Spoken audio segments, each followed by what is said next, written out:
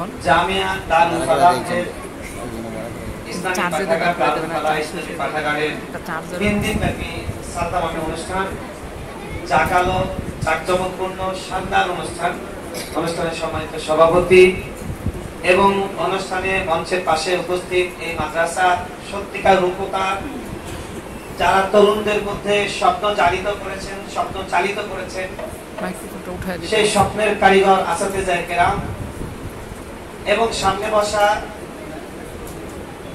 চোখ ভরা স্বপ্ন, বুক ভরা আশা, ভবিষ্যৎ নির্মাণের প্রত্যয় নিয়ে বসে থাকা আমাদের ছাত্র ভাইরা, আমি একটি আয়াত তেলাওয়াত করেছি, সবার কাছে চেনা আয়াতটা। এই আয়াতটাকে আমি একটু ভিন্ন দৃষ্টিকোণ থেকে বলবো, এটা আমরা ওয়াজ হিসেবে বলি। এই আয়াতে আমাদের জীবনটাকে গড়া এবং জীবনকে উচ্চতায় চূড়ায় নিয়ে দাঁড়ানো, সেটার কথা আল্লাহ তাআলা বলেছেন এবং সেটা এই আয়াতের মধ্যে গেঁথে দেওয়া আছে। আল্লাহ বলছেন যে আমি আপনার উপর কোরআন এজন্য নাজিল করিনি যে আপনি দুর্ভাগা হবেন। কোরআন পাওয়ার পরে, কোরআন পড়ার পরে, কোরআন জানার পরে, কোরআন শেখার পরে এই পৃথিবীতে কেউ যদি ব্যর্থ হয়, তাহলে এই ব্যর্থতার দায় কেবল তার, শুধু তার। আজকে সারা পৃথিবী যখন হতাশা, দুঃসহ রকমের যাতনা, অনিশ্চয়তা, অনাচার এসবের মধ্য দিয়ে একদম ঘনঘোর অন্ধকারের মধ্যে আছে, তখন সত্যিকার অর্থে এই পৃথিবীকে আলো দেখাতে পারে, এই পৃথিবীকে আলোর পথে নিতে পারে সেই কাফেলা, সেই সোনালী, সেই নুরানি কাফেলা, যাদের কাছে সত্যিকার অর্থে আল্লাহ তাআলা মানুষের মুক্তির জন্য যে সনদ দিয়েছেন কোরআন, সেই কোরআন যাদের কাছে আছে।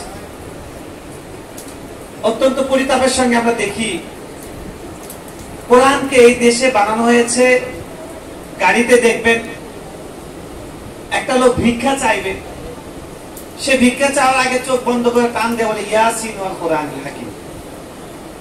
আমি একবার বিআরটিসি এসি বাসে উঠেছি, এক ভদ্রলোক উঠে একদম চোখ বন্ধ করে টান দিলেন, ইয়াসিন পড়লেন, 2-3 আয়াত পড়ে উনি বললেন যে আমি অন্ধ হাফেজ, আমাকে টাকা দেন। আমি তাকে ডেকে নিয়ে কিছু দিলাম, দেওয়ার পরে তাকে বললাম যে ভাই, আপনি এমনি ভিক্ষা করছেন করেন, কোরআন পড়ে কেন ভিক্ষা চাইতে হবে? কোরআন কি ভিক্ষা চাওয়ার জন্য নাজিল হয়েছে বলেন? এটা একটা চিত্র। আরেকটা চিত্র হলো কোরআন মৃত মানুষের জন্য। মানুষ যখন মরে যায় তখন যেন কোরআনের কথা জীবিত লোকদের মনে হয়, মানে যারা আলিম উলামা তাদের বাইরের কথা বলছি, অধিকাংশ মুসলমানের কথা বলছি। আজকে পৃথিবীতে এই যে 200 কোটির উপর মুসলমান আছে, এত বিশাল একটা জাতি, যে জাতির কাছে 70টির উপরে দেশ আছে এবং পৃথিবী খনিজ সম্পদ সবচেয়ে বেশি এই দেশগুলোর মধ্যে আল্লাহ তাআলা রেখেছেন। পৃথিবীতে মেধাবী হিসেবে নাসা বলেন, পৃথিবীর যত আবিষ্কারের জায়গা বলেন, সেখানে হয়তো নোবেল পাওয়ার জায়গায় মুসলমানরা নেই কিছু, কিন্তু পেছনে দ্বিতীয় ব্যক্তি হিসেবে, নায়ক নয় সাইড নায়ক হিসেবে আছে মুসলমানরা।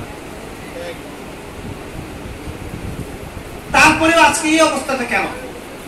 আমরা জন্মের পর থেকে দেখছি মার খাওয়া ইতিহাস। আমার বয়স এখন 37 চলছে, তাহলে এই 37 বছর ধরে আমি আমার অভিজ্ঞতায় দেখছি শুধু মার খাওয়ার ইতিহাস। আমরা জিতেছি এটা আমি দেখছি না কখনো। আমার জীবনে এই প্রথম একটা জয় দেখলাম যে তুরস্কের নেতৃত্বে একটা জয় পেল আজারবাইজান, এই প্রথম। এবং সেই আনন্দে আমি মসজিদে বলেছিলাম যে আমাদের দেখা ইতিহাসে একটা জয়ের ঘটনা। এই যে এই অবস্থা, এই অবস্থাটা কেন? আমি বলছি যে আল্লাহ কোরআনে বলছেন যে আমি এটা দিয়েছি তোমাদের সব ধরনের সাকসেস, তোমাদের সব ধরনের কামিয়াবি, তোমাদের সব ধরনের সাফল্য, সেটা তোমরা বের করে নিবে, নিংড়ে নিবে কোরআন থেকে। কোরআনে আমি সবগুলো দিয়েছি। কেউ যদি জয় করতে চায় জ্ঞানের জগৎকে, কোরআন তাকে পথ দেখাবে। কেউ যদি ইতিহাস নতুন করে সৃষ্টি করতে চায়, ইতিহাসকে আগের ইতিহাস ভেঙে নতুন করে ইতিহাস করতে চায়, কোরআন তাকে পথ দেখাবে। কেউ যদি হতাশা থেকে আশা খুঁজতে চায়, কোরআন তাকে পথ দেখাবে। কেউ যদি অসহায়ত্ব থেকে অসংখ্য অসহায়ের জন্য ভরসা আশার প্রতীক হতে চান, কোরআন তাকে পথ দেখাবে। এটা শুধু ওয়াজ নয়, এটা বাস্তবতা, এটা ইতিহাস, এখনো পর্যন্ত এটা সত্য। বলছি, পুরা পৃথিবীর মানুষ একটা হতাশার মধ্যে আছে। প্রতিদিন আমরা দেখছি লাখ লাখ ছেলে মেয়ে তারা পড়ে লেখাপড়া করে বের হচ্ছে। আপনাদেরকে একটা পরিসংখ্যান শোনাই। শুধু একটি বছরে সর্বশেষ যে 2019 সালে, 20 সালে যেহেতু করোনায় অত পাশের একটা বছর, 2019 সালে ম্যাট্রিক পরীক্ষা, মানে 5-এর যে পরীক্ষা, প্রাথমিক সমাপনী পরীক্ষা, সেখানে অংশগ্রহণ করেছে 46,000 ছেলে, 46 লাখ ছেলে মেয়ে। কত? 46 লাখ, প্রায় অর্ধ কোটি ছেলে মেয়ে শুধু 2019 সালে তারা 5 পাস করেছে। 8 পাস করেছে 2019 সালে প্রায় 36 লাখ। কত? ম্যাট্রিক পাস করেছে প্রায় 30 লাখ। কত? ইন্টার পাস করেছে 18 থেকে 20 লাখ। কত? তাহলে 40, 30, 20, 20, প্রায় 1.5 কোটি নারী পুরুষ ছেলে মেয়ে এক বছরে এই বাংলাদেশে তারা তাদের শিক্ষার একটা বড় স্তর অতিক্রম করে, একটা মারহালা শেষ করে তারা সামনের দিকে এগিয়ে যাচ্ছে।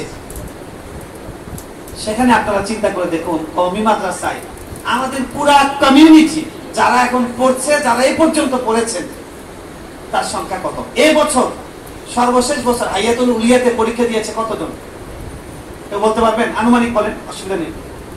কত হবে? 20-25 হাজার, এরকমই তো, এর বেশি না। অর্ধ লাখ, আমি বাড়িয়ে ধরলাম, 50,000 ধরলাম, অর্ধ লাখ। একটা জেলায় যে কয়জন ছেলে মেয়ে ম্যাট্রিক পাস করে এক বছরে, সেই সংখ্যক নয়। আমি কিছু আশার কথা বলবো, কিছু সম্ভাবনার কথা বলবো, কিছু বেদনার কথা বলবো, কিছু আত্মসমালোচনার কথা বলবো। আপনারা শুনবেন কথাগুলো ইনশাআল্লাহ। আমরা যদি ফজিলত বলতে থাকি, আমাদের অনেক বলা সম্ভব, কিন্তু আমাদের কতটা ওঠা দরকার ছিল, ওঠার সম্ভাবনা ছিল, আমরা ঠিক কতটা উঠতে পেরেছি, এটা আলোচনা করা, এটা চিন্তা করা খুব দরকার হয়ে পড়েছে। মানুষকে খুশি করার জন্য বক্তব্য দেওয়া, মানুষকে খুশি করার জন্য কথা বলা, এটা এখন এই জাতির একটা মহা ব্যাধি হয়ে দাঁড়িয়েছে। সয়াবিন তেলের দাম বাড়ে, সরিষার তেলের দাম বাড়ে, কিন্তু মানুষকে তেল দেওয়া এই দেশে শুধু দাম কমছে কমছে কমছে, ঠিক না? তাই তেল দেওয়া কথা বলার কোনো প্রয়োজন নেই। আসুন আমরা চিন্তা করি, যেখানে 1.5 কোটি এক বছরে পাস করছে, সেখানে আমরা মাত্র কত সংখ্যায় কত? আমাদের সংখ্যাটা আরো অনেক বাড়ানো দরকার, অনেক বাড়াতে হবে। একটা তথ্য মাথায় রাখেন। 2 নম্বর কথা, আমাদের যে সোনালী ইতিহাস, সেই সোনালী ইতিহাসের দিকে যদি আমরা দেখি, আমাদের কাছে সংখ্যা কোন সময় আমরা বেশি ছিলাম না। সংখ্যা আমাদের কাছে কখনোই বিবেচ্য ছিল না। বরং একবার যুদ্ধে মুসলমানদের সংখ্যা বেশি হয়েছিল, একটু অযোগ মুসলমানদেরকে ধরেছিল। মুসলমানরা প্রাথমিকভাবে পরাজয়ের দ্বারপ্রান্তে চলে গিয়েছিল, যদিও আল্লাহ শেষ পর্যন্ত আবার জয়দান করেছে। সংখ্যা আমাদের কাছে কখনোই বিবেচ্য নয়। কিন্তু এই যে বিশাল বিশাল সংখ্যক মানব গোষ্ঠী, তারা আগামীর বাংলাদেশকে নেতৃত্ব দেওয়ার জন্য নেমে যাচ্ছে, ঝাঁপিয়ে পড়ছে, সেখান থেকে আমরা যে স্বল্প সংখ্যক মানুষ বের হচ্ছি, আমরা আসলে আমাদের প্রস্তুতি কতটুকু?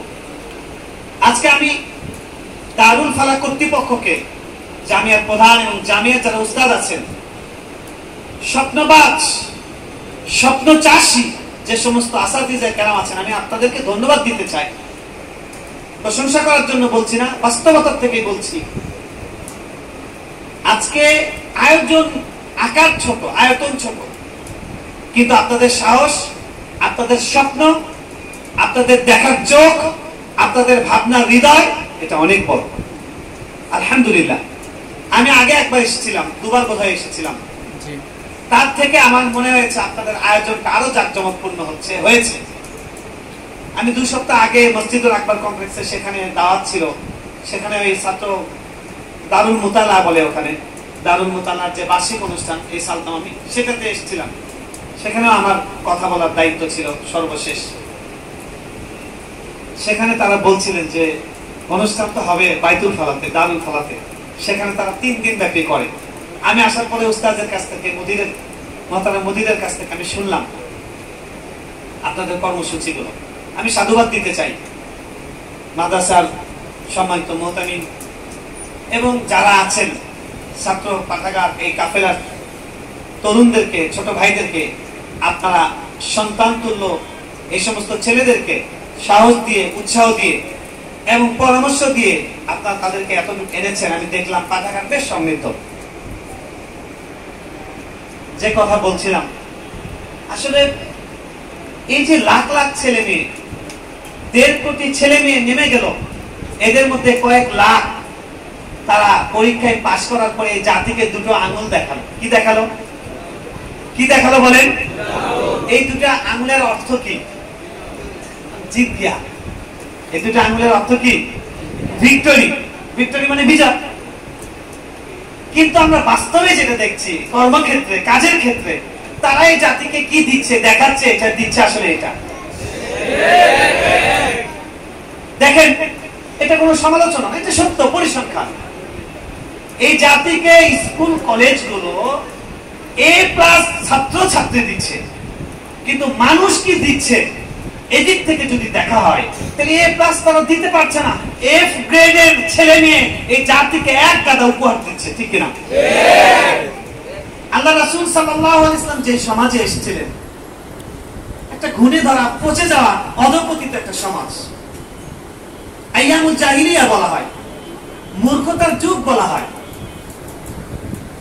আল্লাহ রাসূল সাল্লাল্লাহু আলাইহি ওয়াসাল্লাম একটা জীবন কাঠে আনলেন, একটা পরশ পাথর দিয়ে ঘষা দিলেন, আলাদিনের চেরাগ আনলেন, যেটার নাম হচ্ছে বিলিসানিন আরাবিয়্যিন মুবিন। স্পষ্ট সুস্পষ্ট বার্তাবাহী একটা কিতাব তিনি নিয়ে আসলেন। যে ওমর হত্যা করার জন্য বের হলেন, ওই লোকটা কিছুক্ষণ পরে এসে বলছে, যারা তার বিপক্ষে দাঁড়াবে তাকে হত্যা করবো আমি। সুবহানাল্লাহ। কিসের ছোঁয়া? বোনের কণ্ঠ থেকে। দুলাভাই একটু খালি কানে আসছিল, তাই না? ঘটনা আমরা সবাই জানি। কিন্তু প্রিয় বন্ধু, প্রিয় ছাত্র ভাই, আমি আপনাকে বলবো, আপনি আমি এই কোরআনকে আমার জীবনে কতটুকু কাজে লাগাচ্ছি, আমার স্বপ্নের পরিধি কতটুকু? আমার স্বপ্নের পরিধি হয়তো এতটুকু হয়ে আছে যে আমি মসজিদে ইমামতি করব, বা আমি 3000 লোকের নেতৃত্ব দেব, 2000 লোকের নেতৃত্ব দেব। কিন্তু এই জাতি যারা 1 বছরে 1.5 কোটি ছেলে মেয়েকে ভি চিহ্ন দেখানোর সুযোগ দেয়, সেই জাতি এতটা হতাশ, এতটা হতাশ। আজকে প্রথম আলোর প্রথম শিরোনাম, একটা ইচ্ছাকৃত ভুলে কুয়াকাটার একটা সেতুতে 737 কোটি টাকা এই রাষ্ট্রের গচ্ছা গেল। নাউজুবিল্লাহি মিন যালিক। যে জাতি, একটা মানুষকে লেখা হচ্ছে শিক্ষালয়ে, শিক্ষার জন্য এসো, সেবার জন্য বেরিয়ে যাও, লেখা আছে শিক্ষার উদ্দেশ্য মনুষ্যত্ব অর্জন। কি অর্জন? কিন্তু কাজীর গরু কেতাবে আছে, গোয়ালে নাই। একটা কথা আছে না, কাজী বলছে গরু তো 2000, গোয়ালে গিয়ে দেখা যায় মরিল লাখে লাখে, অবশেষে গনিয়ে দেখি কয়েক হাজার। আছে না কথা? আজকে আমাদের এত এত শিক্ষিত হচ্ছে, সে শিক্ষিত হয়ে কি হচ্ছে? অন্যের বউ ভাগিয়ে নিয়ে যাও, এর নাম তারকা, ঠিক না? এর নাম তারকা, অন্ধকারের তারকা। তারকার কাজ হলো অন্ধকার, সেখানে একটা আলো জ্বলবে, এখন লাইট বন্ধ করে দেওয়া হবে, অন্ধকার, একটা লাইট জ্বলবে, সব আলোকিত হয়ে যাবে। সেই আলো সত্যিকার আলো হলো কোরআন। কোরআন যাদের কাছে থাকে, যারা কোরআনের আলোটা মানুষের কাছে বিলায়, তারা সত্যিকার আলো, যেটা সাহাবায়ে কেরাম করেছিলেন। আজকে এই যে দুর্নীতিগ্রস্ত একটা সমাজ, একটা রাষ্ট্র, এটাকে সোজা করার জন্য ওইটাই দরকার যেটা দিয়ে রাসূলুল্লাহ সাল্লাল্লাহু আলাইহি ওয়াসাল্লাম সোজা করেছিলেন। আমি আপনাদের কাছে পুরনো কথাগুলো নতুন করে বলতে চাই। আপনার আমার ভিতরে এই জাতিকে উদ্ধার করার জন্য। একজন বঙ্গবন্ধু যদি 71 সালে এই জাতিকে উদ্ধার করেছিলেন, এরকম যদি বলা হয়, মনে করা হয়, তাহলে আপনি কেন স্বপ্ন দেখবেন না? এই পুরা জাতি যারা শিক্ষিত হতে হতে প্রযুক্তিতে, সভ্যতায়, রাস্তাঘাটে, সেতুতে অনেক এগিয়ে গেছে, কিন্তু এতটা অন্ধকারাচ্ছন্ন যে একটু ছোট্ট একটা করোনা আল্লাহ পাঠিয়েছেন, মাকে ছেলে গিয়ে বনের মধ্যে রেখে আসছে। স্ত্রীর কাছে টঙ্গী হসপিটাল থেকে ফোন করেছে যে আপনার স্বামী করোনা পজিটিভ। স্ত্রী বলছে ভদ্রলোককে যা করার আপনারা করেন, দয়া করে আমার সাথে যোগাযোগ করার চেষ্টা করবেন। কি হবে এই শিক্ষা দিয়ে? কি হবে এই সভ্যতা দিয়ে? কি হবে এত প্রযুক্তি দিয়ে? উন্নয়ন ধুয়ে ধুয়ে কি আমরা পানি খাবো? এই জাতি অন্ধকারে তলিয়ে যাচ্ছে। এই অন্ধকারে তলিয়ে যাওয়া জাতিকে বাঁচাতে পারার একটা শক্তি আছে এই দেশে, ঘুমন্ত শক্তি। যাদেরকে মনে হয় তারা আবর্জনাপূর্ণ জায়গায় থাকে, যাদেরকে মনে হয় তারা সংকীর্ণ জায়গায় থাকে, যাদেরকে মনে হয় এরা কি জানে, সেই জাতির নাম হলো যাদের কাছে কোরআন আছে, আহলুল কোরআন, আহলুল্লাহ, তারা হলো মাদ্রাসার ছাত্ররা। ঠিক কিনা বলেন? আপনাদেরকে বলবো সেই স্বপ্নকে আপনারা নিজেদের মধ্যে রোপণ করুন। এপিজে আবুল কালাম বলেছেন স্বপ্ন তো সেটা নয় যেটা মানুষ ঘুমিয়ে দেখে, স্বপ্ন বরং সেটাই যেটা মানুষকে ঘুমাতে দেয় না। আমি আপনাদেরকে বলবো স্বপ্ন তো আসলে সবাই দেখে। শাহেদের মতো লোক দুর্নীতিবাজ টকশোতে গিয়ে সুন্দর করে নসিহত খয়রাত করে, সেও স্বপ্ন দেখেছিল। স্বপ্ন তো সবাই দেখে, চোরও স্বপ্ন দেখে যে আগামীকালকে শীত কাটবো, পরের দিনের টাকাগুলো নিয়ে বাকবাকুম করে হাটে গিয়ে হাড়ি ভর্তি করে মিষ্টি কিনে এনে শ্বশুর বাড়িতে পাঠাবো। এটাও একটা স্বপ্ন। কি বলেন? সেই স্বপ্ন নয়, ওই স্বপ্ন আপনাকে আমাকে দেখতে হবে। ওই স্বপ্নের কথা আপনাকে আমাকে ডায়েরিতে রোজ নামচায় লিখতে হবে, যে স্বপ্নের কারণে আপনি ঘুমাতে পারবেন না, যে স্বপ্ন আপনাকে ঘুমাতে দেবে না। এই জাতির সমালোচনা করে কি করবেন? এরা তো আমার ভাই, এরা তো আমার মা, এরা তো আমার বাবা, এরা তো আমার চাচা, এরা তো আমার শিক্ষক, এরা তো তারাই যারা আমার মাদ্রাসায় অনুদান দেয়, যারা আমাদের মাদ্রাসায় অনুদান দিয়ে আল্লাহর কাছে প্রত্যাশা করে আখেরাতে তারা নাজাত পাবে। সুতরাং এই জাতিকে নিয়ে ভাবতে হবে আমাদের। অন্ধকারে তলিয়ে যাচ্ছে প্রিয়মান এই জাতি, এই জাতিকে নিয়ে আজকে ভাবার সত্যিকার অধিকার আছে, এখনো নৈতিকতা আছে, এখনো সততা আছে। সেটা হলো এই সমস্ত মাদারেসে দিনিয়া। প্রিয় বন্ধু, ছাত্র ভাই, আমি একটি কথা বিভিন্ন জায়গায় বলে থাকি। সেদিন আমি আকবর কমপ্লেক্সে বলতে শুরু করেছিলাম, কিন্তু আজান হয়ে যাওয়ায় বলা শেষ করতে পারিনি। আমি কথাটা আবার বলছি, আপনাদের উদ্দেশ্যে বলছি। আমার মনে চাই এই কথা যদি আমি বাংলাদেশের প্রত্যেকটা ছাত্রকে, যতগুলো মাদ্রাসা আছে প্রত্যেকটা ছাত্রের গলায় এই কথাটা লিখে দিতে পারতাম, আমার ইচ্ছে করে এই কথাটা বলতে। সেই কথাটা আপনারা শুনতে চান? সেই কথাটা হলো, দেখেন, আজকে সাহিত্যের ভাষায় বলা হয় একজন মানুষের কাছে একটি ভাষা অতিরিক্ত থাকার অর্থ হলো তার কাছে দুটো চোখ অতিরিক্ত আছে। যেমন ধরুন, একজন জেনারেল শিক্ষিত মানুষ, তিনি বাংলা ভাষা জানেন, তিনি বাংলা ভাষার পত্রিকা বই পড়তে পারেন, তাহলে তিনি দুই চোখ দিয়ে তিনি দেখতে পারেন। কয় চোখ দিয়ে? তার দেখার চোখ কয়টা? তিনি যদি ইংরেজি পারেন ভালো করে, তাহলে তার দেখার চোখ কয়টা? দুই দুই চার। এবার আপনারা বলেন আমাদের দেখার চোখ কতগুলো? আল্লাহু আকবার, আল্লাহু আকবার। আপনি কল্পনা করতে পারেন? আমরা শিখতে চাই না, তাও আমাদেরকে শিখিয়ে দেওয়া হচ্ছে।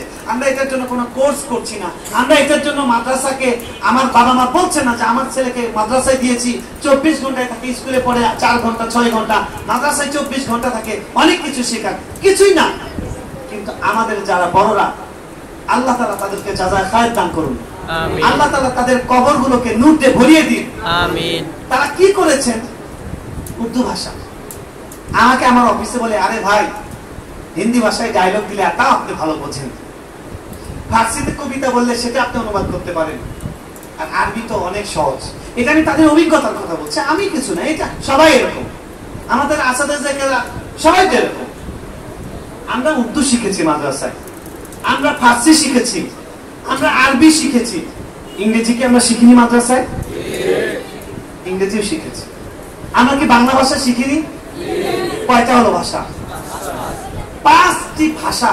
তাহলে এই পৃথিবী, এই বাংলাদেশকে যারা নেতৃত্ব দেয়, তাদের চোখ সর্বোচ্চ কয়টা? সর্বোচ্চ কয়টা? অধিকাংশ চোখ দুইটা, অনার্স পাস করেছে, সাধারণ ইংরেজি বোঝে না। আপনি দেখবেন ট্রেনের একটা কিসিম আছে, ট্রেনের অনেক রকম আছে, একটা হলো ইন্টারসিটি, আরেকটা হলো কমিউটার, আরেকটা কি আপনাদের অনেকেও আছেন হয়তো, এটাকে দেখে আমি শিক্ষিত লোক বলে কম্পিউটার। কি বলে? কম্পিউটার বলে। কমিউটার আর কম্পিউটারের যে পার্থক্য এটা জানে না শিক্ষিত লোক। গাড়িতে বলছে একটা হলো সিগন্যাল আর একটা হলো সিঙ্গেল। সিগন্যাল মানে কি? ইশারা, সংকেত। আর সিঙ্গেল মানে হলো কি? এক। কিন্তু শিক্ষিত মানুষ দুটার মধ্যে প্যাচ লাগিয়ে দিচ্ছে। সুতরাং পড়েছে, কিন্তু চোখ কিন্তু সবার চারটা নয়, অধিকাংশের চোখ হলো কয়টা? আচ্ছা, যেখানে অধিকাংশের চোখ দুটো, দুটো চোখ নিয়ে তারা আমাদেরকে চালায়, আমাদেরকে ভাবে, আমাদেরকে নিয়ন্ত্রণ করে, তারা বড় ইমামতি কেড়ে নিয়েছে, আর আমরা 10টা চোখ নিয়ে ছোট ইমামতির উপর সন্তুষ্ট। এটা কি হতে পারে বলেন? রাসূলুল্লাহ সাল্লাল্লাহু আলাইহি ওয়াসাল্লামকে এক সাহাবী জিজ্ঞেস করছেন যে আমি যখন দোয়া করব কি দোয়া করব? আল্লাহ রাসূল সাল্লাল্লাহু আলাইহি ওয়াসাল্লাম বললেন সাল্লাল্লাহু আল ফিরদাউস। তুমি আল্লাহর কাছে যখন চাইবে তখন ছোটখাটো ব্যস্ত চেয়ে না, ব্যস্ত তো ছোটটাই 10টা দুনিয়ার সমান, তো ছোটটা চেয়ে না, চাইলে একদম বেহেশতের সর্বোচ্চ, সেটার নাম কি? জান্নাতুল ফিরদাউস চাও। আল্লাহ রাসূল সাল্লাল্লাহু আলাইহি ওয়াসাল্লাম আপনার আমার সামনে টার্গেট দিচ্ছেন যে একজন উম্মতের কান্ডারি হিসেবে, রাহবার হিসেবে। নবীরা ছিলেন উম্মতের কান্ডারি। সহিহ বুখারী হাদিস বলছে কানাত আম্বিয়াউ বনি ইসরাঈল তাসুসুল কওম। বনি ইসরাঈলের নবীরা তারা তাদের জাতির সিয়াসা করতেন। সিয়াসা মানে কি বলেন? সিয়াসত মানে কি? রাজনীতি, পলিটিক্স করতেন। তার মানে তাদের রাজনৈতিক নেতৃত্ব, বনি ইসরাঈলের নেতৃত্ব দিয়েছেন কারা? নবীরা। কারা? আমরা যারা শেষ নবীর উম্মত আছি, এই নবীর উম্মতের মধ্যে যারা আলেম আছেন তারা কাদের মতো? বনি ইসরাঈলের। আমাদের কোনো রাজনৈতিক অভিলাষ নেই, রাজনৈতিক স্বপ্ন নেই, রাজনৈতিক টার্গেট নেই, রাজনৈতিক ভাবনা নেই। আমরা এটাকে দুনিয়া মনে করি। অথচ আপনার আমার একবার 3 তালাক মুখ দিয়ে বললে একটা হবে না 3টা হবে বলার কথা শরীয়তের, কিন্তু রাজনীতি এটা ঠিক করে দিচ্ছে। একটা ছেলে একটা মেয়ে সাবালক হয়ে গেছে, বিয়ে করার এখন তাদের প্রয়োজন, তাদের মধ্যে তারা জেনায় মুক্তারা হওয়ার মতো পরিস্থিতি, তার জন্য ফিকহ বলছে বিয়ে করা ফরজ, বিয়ে দেওয়া ফরজ, কিন্তু রাজনীতি নির্ধারণ করে দিচ্ছে 21 বছর আগে বিয়ে দেওয়া যাবে না, তাই না? সুতরাং ভাবতে হবে ইমামতি কয় প্রকার? ইমামতি কয় প্রকার? আপনারা ফিকহের কিতাব বলেন, উস্তাদরা আছে।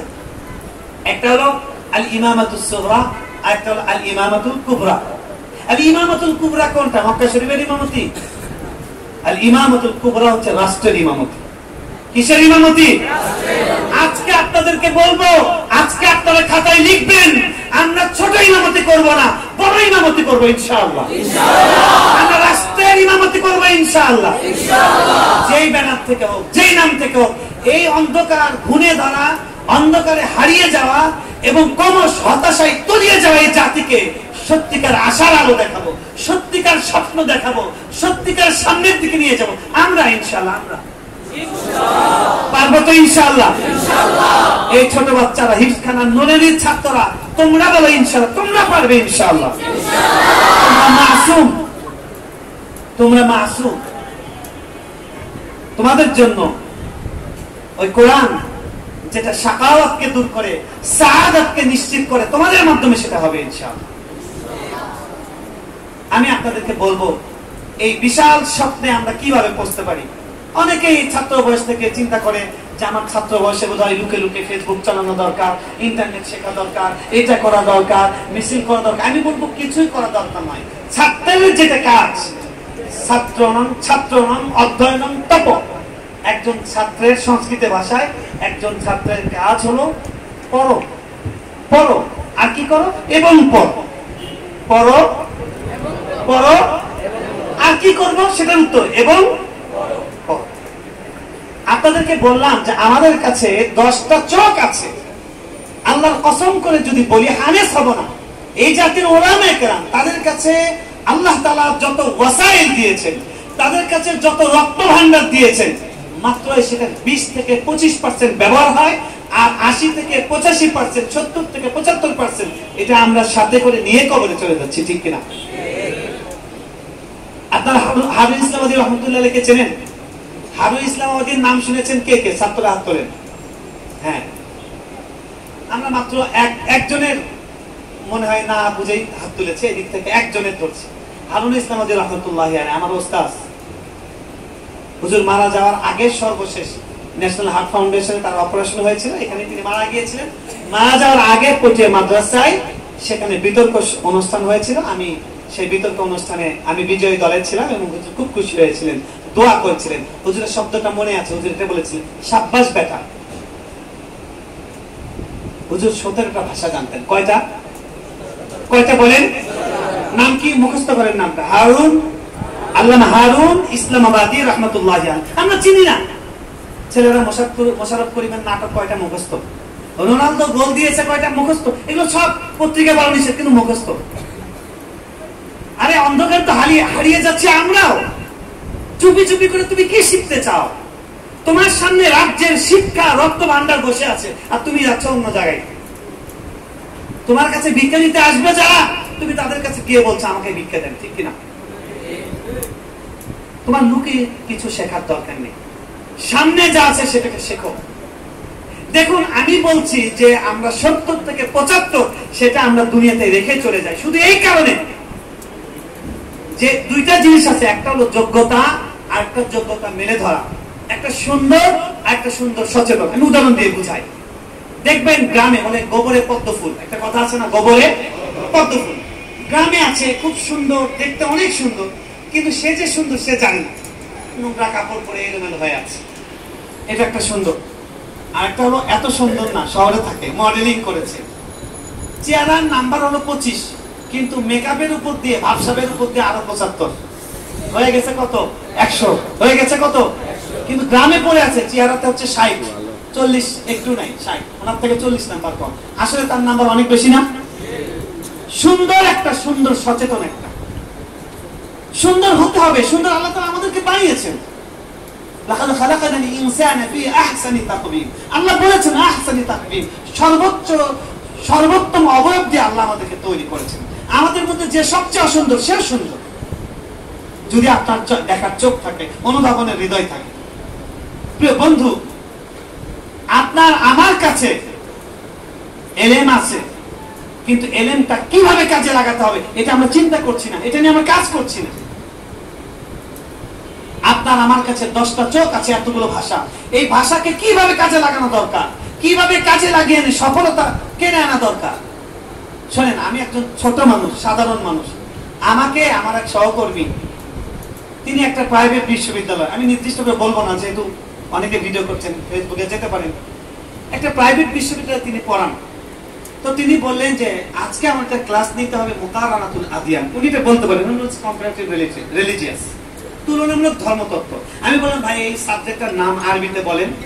উনি বলছেন কঠিন একটা জিনিস। বুঝতে পেরেছেন? তিনি ঢাকা আলিয়া থেকে ভালো রেজাল্ট করা একজন, তিনি বিশ্ববিদ্যালয়ের শিক্ষকতা করেন। আমাকে উনি বলছেন ভাই আপনাকে আমি আজকে খাওয়াবো, আপনি এটার উপরে শীট তৈরি করে দেন ক্লাসে। আমি তাকে বললাম যে আমি শীট তৈরি করে দেবো না, তবে আপনি যেখান থেকে নিয়ে শীট তৈরি করতে পারবেন আমি আপনাকে কিছু লিঙ্ক দিব, কিছু আনবে। পরে আমি তাকে দিলাম, বলছে ভাই আমি অন্ধ। আরবিতে তিনি কিন্তু কামিলে 95 মার্ক পেয়েছেন। তো উনি বলছেন আমি অন্ধ। যাই হোক, এরকম আরো অনেক ঘটনা আছে। ওই আল্লাহর বান্দার একটা উক্তি, উনি বলছে ভাই খালি বেশি না, আপনার মধ্যে খালি যদি আরবিটা জানতাম আমি ভিসি হয়ে যাইতাম। আরে মিয়া সহযোগী অধ্যাপক, আমি বিশ্ববিদ্যালয়ে ভিসি হয়ে যেতাম। আল্লাহর কসম করে বলছি, আমাদের মাদ্রাসাগুলোতে শত শত এরকম আলেম আছেন যারা বিশ্ববিদ্যালয়ের ভিসি হওয়ার যোগ্যতা রাখেন। ডক্টর সলিমুল্লাহ বলেছেন, আপনারা আমরা তাকে চিনি না, কিন্তু ভদ্রলোক তার বিবেকের জায়গা থেকে, সঠিক বিবেক আছে, তিনি বলেছেন। তিনি যখন টকশোতে বলেছেন যে এই ঢাকা শহরে বহু মাদ্রাসা শিক্ষক আছে, ঢাকা বিশ্ববিদ্যালয়ের শিক্ষকরা তাদের সামনে 5 মিনিট দাঁড়াতে পারবে না, তাদের কাছে কথাটা মনে হচ্ছে ভদ্রলোক বোধ হয় একটু পাম দিলেন, মাদ্রাসার লোকদের কাছে দাওয়াত পেতে চাচ্ছেন। এখন তো অনেকে এভাবে দাওয়াত কনফার্ম করে পাম দিয়ে, তাই না? আল্লাহর কাছে পানা চাই। দেখেন, তারপরে একজন ভাই, আমাদের একজন ভাই আপনারা সবাই চিনেন, ডক্টর এনায়েতুল্লাহ আব্বাসী, তিনি যখন কয়েকজনকে কুপকাত করলেন, তথ্যের প্রাচুর্য, উচ্চারণের সৌন্দর্য এবং আরবি, ইংরেজি, আল উলুমুল হাদিসা, আল উলুমুন নাফিআ, আল উলুমুল কাদিমা, আল জামউ বাইনাল কাদিমিস সালিহ ওয়াল জাদীদিন নাফি', আমাদের ঐতিহ্যের সুন্দর অতীত আর আমাদের আধুনিক নিষ্কলুষ আধুনিককে নিয়ে যখন তিনি ছুড়ে দিলেন, তিনি চ্যালেঞ্জ করলেন, এখন অনেকের কাছে বুঝে এসছে যে না, ডক্টর সালিমুল্লাহ বোধহয় এই ধরনের কিছু মৌলবীর কথা বলেছেন। এই ধরনের আলেম অনেক আছেন, কেউ হয়তো কথা একটু জড়তা আছে, কেউ হয়তো মিডিয়ায় যাওয়ার অভ্যাস নেই। আমি আপনাদেরকে বলবো, আপনারা আমাদের আকাবির, আমাদের বড় যারা আছেন তাদের মতো হবেন, সঙ্গে আপনারা আধুনিক যে সমস্ত ওয়াসাইল আছে সুন্দর করে বলতে পারা, সুন্দর করে লিখতে পারা। আপনাদের যিনি উপস্থাপনা করেছেন তিনি কি মাদ্রাসার ছাত্র? মাশাআল্লাহ, খুবই সুন্দর উচ্চারণ। তাহলে আমি বলবো যে তাকে দিয়ে উচ্চারণ, আমি দু একজনের কথা আগে, তিনি ছাড়া আর যাদের কথা শুনেছি উচ্চারণের মধ্যে সমস্যা আছে, তাকে দিয়ে কোর্স করানো সম্ভব। প্রমিত ভাষা 4 সপ্তাহ 5 সপ্তাহ, সপ্তাহে একদিন 1 ঘন্টা করে দিলে, আমি যখন জামিল উলুমে পড়তাম তখন আমাদের দাওরার বছর আমাদের আসাতেজায়ে কেরাম তারা আমাকে দায়িত্ব দিয়ে দিলেন, পুরা আসরের পরে বুধবার করে, মনে আছে এখনো, 4 তলায় দাওরার মানে মেশকাতের রুমে সব জামাতের ছাত্র একসঙ্গে বসতো, সেখানে আমি আরবি এভাবে দাঁড়িয়ে দাঁড়িয়ে আরবিতে ইয়ে করতাম, আমার মনে আছে, হয়তো অনেকেই সেটা জেনে থাকবেন।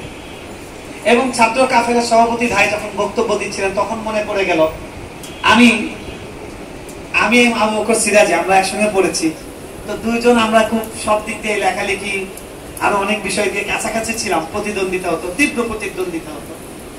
তো উস্তাদরা ওইভাবে আমাদের সবকিছু নাম্বার, তারপরে নেতৃত্ব সবকিছু ওইভাবে নির্ধারণ করতেন পাশাপাশি রেখে। তো যাই হোক, উনি সভাপতি ছিলেন, আমি সেক্রেটারি ছিলাম, তবে আমি বাংলা এবং আরবি একই সঙ্গে সম্পাদক ছিলাম। তো মনে আছে, আমি মেশকাতের বছর আপনাদেরকে শোনাচ্ছি এই কথাগুলো, আমরা আসলে কতদূর বুঝতে পারি, আমি আপনাদের ভেতরে আশা জাগাতে চাই। দেখুন, আমি যখন মেশকাত পড়ি, আমি এই কথাগুলো আমাকে প্রেজেন্ট করার জন্য বলছি না, মাআযাল্লাহ ওয়ালা ফাখর, হাযা মিন ফাযলি রাব্বি। মিশকাতের বছর শাইখুল হাদিস আল্লামা আজিজুল হক রাহমাতুল্লাহি আলাইহির হাতে জাতীয় ক্রীড়া পরিষদের শিক্ষামন্ত্রী আনোয়ার ইহসানুল হক মিলন তিনি প্রেস দিয়েছিলেন, সেখানে উস্তাদ শরীফ মোহাম্মদ হাফিজাহুল্লাহ, উস্তাদ লিয়াকত আলী হাফিজাহুল্লাহ এবং উস্তাদ লাবিব আব্দুল্লাহ, এরকম মানে বড় বড় লেখক আলেমরা পুরস্কৃত হয়েছিলেন। একজন পুচকে তরুণকে পুরস্কার দেওয়া হয়েছিল, আমি পেয়েছিলাম, ক্রেস্ট এখন আমার বাসায় আছে।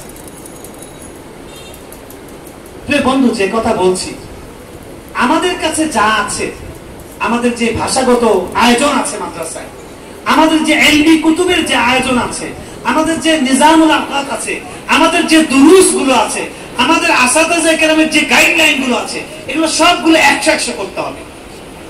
করার পরে আরো কিছু দরকার। সময়টা এখন এমন, আগে এক সময় এমন ছিল, হাফেজ সাহেবরা জানেন যে রমজান মাসে একটা হাফেজ পাওয়া মানে আকাশের চাঁদ যেন হাতে পাওয়া। আর এখন হাফেজ এত হয়েছে যে লিখে দেয়, হাফেজ নেবে এরকম ট্রেনি, 50 জন 100 জন 200 জন আসছে, খামাখা প্রশ্ন করে, মানে বিতরণ করতে চায়, এতগুলো বাদ দিতে হবে, 1-2 জনকে আনতে হবে, এত হয়ে গেছে। এখন যুগটা হলো প্রতিযোগিতা। এখানে যা চায়, ম্যাট্রিক পাস চাইলে সেখানে 5 পাস, কিংবা 5 পাস চাইলে ম্যাট্রিক পাস, মাস্টার্স পাস গিয়ে হাজার হাজার কেউ উপস্থিত হয়। আলিমুলাম এরকম অনেক হয়ে গেছে। এই জন্য এই সময় অবশ্যই আপনাকে কোয়ালিটিতে, গুণগত মানে আপনাকে নাম্বার 1 হতে হবে, অনেক উপরে যেতে হবে, আপনাকে ফায়েক হতে হবে। কি হতে হবে? কি হতে হবে? হ্যাঁ, ছড়িয়ে যেতে হবে, ছাড়িয়ে যেতে হবে। কি করতে হবে? ছড়িয়ে যেতে হবে, ছাড়িয়ে যেতে হবে, অনেককে ছাড়িয়ে যেতে হবে। যে কথা বলছিলাম, আমাদের যে দুঃখ, আমাদের 10টা চোখ, হয়তো আমরা 2টা চোখকে কাজে লাগাচ্ছি, কিংবা 3টা বা 3.5টা চোখকে কাজে লাগাচ্ছি, বাকিগুলোকে কাজে লাগাচ্ছি না। আমরা পড়াশোনা শেষ করার পরে আরবির ফায়দা আমার জীবনে কতটুকু, উর্দুর ফায়দা আমার জীবনে কতটুকু, ইংরেজির ফায়দা কতটুকু, ফার্সির ফায়দা কতটুকু, আপনাদেরকে শোনা। একজন আন্দালিব রাশদি একজন বাংলাদেশের বড় গল্পকার, উপন্যাসিক, শামসুদ্দিন সাদি মুফতি সাহেব, আপনি নিশ্চয়ই, তিনি কিছুদিন আমাদের আলোকিত বাংলাদেশে ছিলেন। ভদ্রলোকের নাম হলো ডক্টর আব্দুল মনির। আন্দালিব রাশদি, এটা তার লেখক নাম, ছদ্মনাম, অনেক বই আছে তার। প্রত্যেক বই মেলা 8টা-10টা করে বই আসে এবং একবারে টাকা হয়, ওই একবারে টাকা দিয়ে সারা বছর চলে যায়। তো ভদ্রলোক আমাদের ওখানে তিনি চাকরি করেছিলেন। তিনি একটা বই ইংরেজি থেকে উর্দু বই অনুবাদ করেছেন। তাকে কে যেন বলেছে আমি উর্দু পারি। আমাকে ডাকলেন, আমাদের অফিসে তিনি সবচেয়ে বড় ছিলেন, মানে তিনি ভারপ্রাপ্ত সম্পাদক ছিলেন। তিনি ডাকলেন, তো আমাকে বলছে যে প্রচ্ছদে কি লেখা আছে বলতে পারেন? জি অবশ্যই দিন। আমি পড়লাম, তারপরে আমি বললাম বইটা কোথায়? বইটাও আছে, বইটা বের করি। তিনি বইটা বের করলেন, এটা তো আমি বুঝি না অন্ধ। আমি বললাম দেখি বইটা দেখি। ভেতর থেকে আমি 2-3টা কবিতা আবৃত্তি করে শোনালাম। দুর্দান্ত ব্যাপার, উর্দু না ফার্সি কবিতা। আপনি ফার্সিও জানেন? আমি তো জানি না, শুধু আমার মতো যতগুলো মানুষ আছে মাদ্রাসায় পড়েছে, কওমি মাদ্রাসায়, সবাই জানে। বলেন কি আপনি নাকি মক্কা শরীফের খুতবা অনুবাদ করেন? আমি বলি হ্যাঁ। মাদ্রাসা থেকে শিখেছি, এটার জন্য আমি কোনো কোর্স করি, মাদ্রাসা থেকে শিখেছি। তিনি অবাক হয়ে গেলেন এবং আমাদের পত্রিকা অফিস থেকে একটা আওয়াজ উঠে গেছে যে এখন আলেমদেরকে পাতার জন্য যদি নেওয়া হয় তাহলে যেটা হয় তারা ইংরেজি থেকে নেয়, উর্দু থেকে নেয়, আরবি থেকে নেয়। এদের হাত তো অনেক, এদের হাত অনেকগুলো, দুর্গার হাতের থেকেও বেশি। সুবহানাল্লাহ, মানে চোখ বেশি, অনেক হাতে আমরা লিখতে পারি, আমরা উর্দু থেকে করতে পারি, ফার্সি থেকে। আমি বলবো যে আপনি যদি শিক্ষক হন, আপনি যদি ইমাম হন, আপনি যদি মুহতামিম হন, আপনি যদি ওয়াইজ হন, এর বাইরেও আপনার কাছে এত অস্ত্র আছে। এক একটি অস্ত্র যদি আপনি ছেড়ে দেন, পারমাণবিক বোমার মতো আমেরিকা, ইংল্যান্ড ওরা জমা করে রেখেছে। পৃথিবীকে 200 বার ধ্বংস করা সম্ভব, এই পরিমাণ মাল মশলা রেডি করে রেখেছে। আমরা পুরো পৃথিবীকে ডুবিয়ে দেওয়ার মতো, এই পৃথিবীকে প্রতিবার গুণে, আলোয়, মধু দিয়ে, স্বর্ণ দিয়ে আমরা প্লাবিত করে দেওয়ার মতো সবকিছু আমাদের কাছে আছে, কিন্তু মাটির নিচে আছে। ঠিক কিনা? আমি ছাত্র ভাইদেরকে বলবো তোমরা প্রস্তুত হও না, আমরা শুধু মাটির নিচে রেখে যাওয়ার সময় সঙ্গে করে